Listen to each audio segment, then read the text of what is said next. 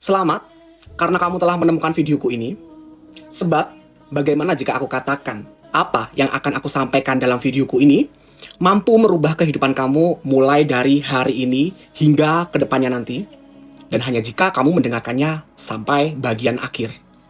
Karena kamu juga bisa lihat sendiri, no hashtag, no caption, no sound yang lagi trending ataupun viral.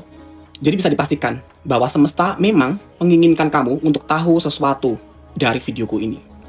Mungkin sering ya muncul di dalam FYP kamu ya, konten-konten tentang spiritual, konten-konten tentang ketuhanan, termasuk juga ramalan tarot, ramalan horoskop atau zodiak, ramalan masa depan, kesadaran diri, spiritual awakening, destiny metric, life path, weton, sio, dan lain sebagainya. Cuman terkadang memang timbul pertanyaan dari dalam diri, nah ini bener nggak sih? Ini salah nggak sih? Apa ini diridhoi sama Tuhan? Apa ini menyimpang dari apa yang kita percayai? Katanya kalau percaya begini-beginian itu menyekutukan Tuhan. Katanya kalau bermanifestasi, berafirmasi itu harus membawa nama Tuhan, harus memintanya ke Tuhan. Karena bisa saja seperti ini itu ya dianggap menyekutukan Tuhan karena meminta kepada sesuatu hal selain Tuhan. Jadi menyekutukan Tuhan. Bahkan iblis saja katanya bisa mengabulkan permintaan. Jadi pakai ritual-ritual A, B, C, D, E, F, G, bla bla bla itu sama dengan menyekutukan Tuhan. Oke, karena semua yang ada di dalam kehidupan kita di dunia ini adalah energi, dan energi itu memancarkan frekuensi tertentu, di mana kalau frekuensinya cocok atau selaras, akan saling tarik-menarik. Dan jika getaran gelombang frekuensinya tidak selaras, akan cenderung bertolak belakang. Sehingga poinnya adalah, tidak ada yang salah, maupun tidak ada yang benar. Yang ada hanya cocok dan tidak cocok. Ketika sesuatu hal cocok atas apa yang kita yakini, itu kita cenderung mengatakan bahwa hal tersebut adalah benar. Dan ketika hal tersebut tidak cocok dengan apa yang kita yakini, cenderung kita menilai hal tersebut salah. Padahal setiap orang memandang dari jendela atau sudut pandang yang berbeda. Memang kita memiliki mata dengan fungsi yang sama untuk melihat, akan tetapi tidak semua mata mampu melihat kedua sisi yang berbeda. Contoh simpelnya begini, terdapat angka, ini angka 6, dan satu orang memandang angka 6 tersebut di atas, satu orang lagi memandang angka 6 tersebut di bawah.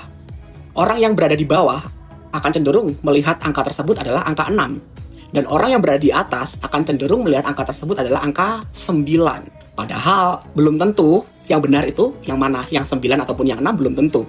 Tergantung yang nulis.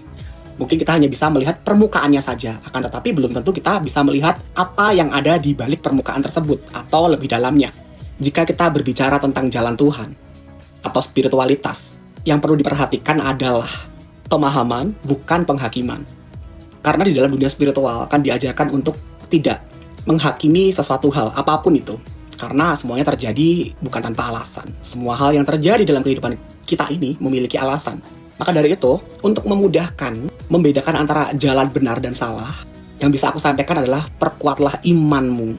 Iman terhadap apa yang kamu percayai. Karena untukmu, kepercayaanmu, dan untukku, kepercayaanku. Setiap orang memiliki kepercayaan yang berbeda-beda dan masing-masing. Tanpa mengurangi rasa respek sebagai manusia, lebih pantas untuk kita menghargai apa yang dipercayai oleh orang lain. Karena belum tentu orang lain bisa percaya dengan apa yang orang lain percayai juga. Jika kita berbicara selalu bawa nama Tuhan ketika meminta, aku rasa bawa nama Tuhan tidak perlu pas meminta doang sih. Setiap kegiatan, setiap jam, setiap waktu, bahkan setiap hela nafas. Akan lebih baik jika kita selalu mengingat Tuhan. Dan bermanifestasi, berafirmasi, dan lain sebagainya, ya pasti memintanya kepada Tuhan. So, ketika kamu dihadapkan dengan perasaan bahwa apa ini benar, apa ini salah, apa yang aku lakukan ini sudah betul, atau jangan-jangan ini penyesatan, dan lain sebagainya, tanyakan terhadap diri kamu sendiri. Kamu lebih cocok, perasaan kamu tuh cenderung kemana? Sebab kata hati adalah yang paling benar di antara yang lain. Bukan penilaian orang lain, atau bukan dari ketakutannya kamu. Itu ego. Memang betul, iblis memiliki kemampuan yang luar biasa untuk bermanipulasi, untuk menyesatkan. Termasuk iblis yang berpura-pura menjadi penyelamat, mengatasnamakan cahaya. Sebenarnya, ada cara paling simpel untuk membedakan bahwa itu termasuk bisikan iblis atau bisikan Tuhan.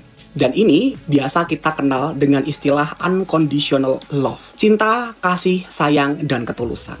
Sebab jika kita bicara tentang ketaatan, bagaimana jika aku sampaikan bahwa iblis mungkin jauh lebih taat daripada kamu. Karena iblis pun juga beribadah kepada penciptanya. Akan tetapi, satu hal yang tidak dimiliki iblis, yaitu adalah cinta, kasih, sayang, dan ketulusan.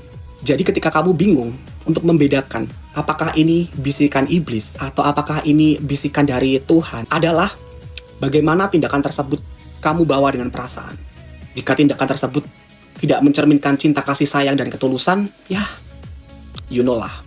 Dan jika hal tersebut mencerminkan representasi dari cinta, kasih, sayang, dan itulah yang sesungguhnya bisikan dari Tuhan.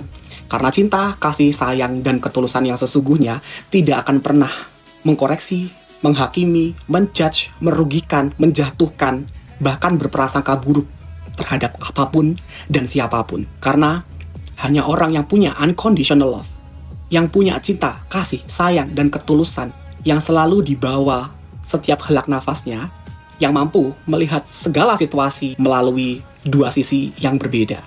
Jadi, kembali ke diri kamu sendiri. Kamu merasa cocok dengan kepercayaan kamu yang bagaimana? Dan apakah hal tersebut mencerminkan cinta, kasih, sayang, dan ketulusan? Karena cinta, kasih, sayang, dan ketulusan itu cenderung membebaskan segala sesuatunya untuk terjadi. Dan keegoisan cenderung memaksa segala sesuatu untuk cocok atau sesuai dengan apa yang ego inginkan dan percayai. Sesimpel itu sebenarnya untuk membedakan antara jalan kegelapan atau jalan cahaya.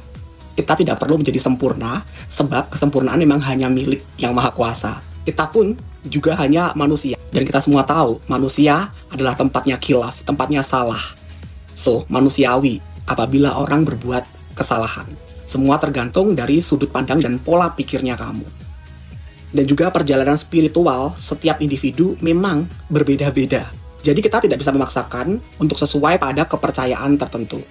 Yang perlu kita lakukan adalah memahami, menghormati, menghargai, dan membiasakan diri untuk menerima segala sesuatu hal yang terjadi dalam kehidupan kita semua. Semoga apa yang udah aku sampaikan bermanfaat buat kamu. Jika kamu rasa video ini baik, buat kamu bagikan, buat kamu repost, buat kamu sebarluaskan, agar jangkauannya jauh lebih luas, dan itu karena bantuan kamu. Pastinya hal tersebut akan menjadi tanaman karma baik yang akan balik ke kamu yang baik-baik pula di masa depan nantinya. Terima kasih banyak, murah rezeki, berkah selalu, sehat-sehat.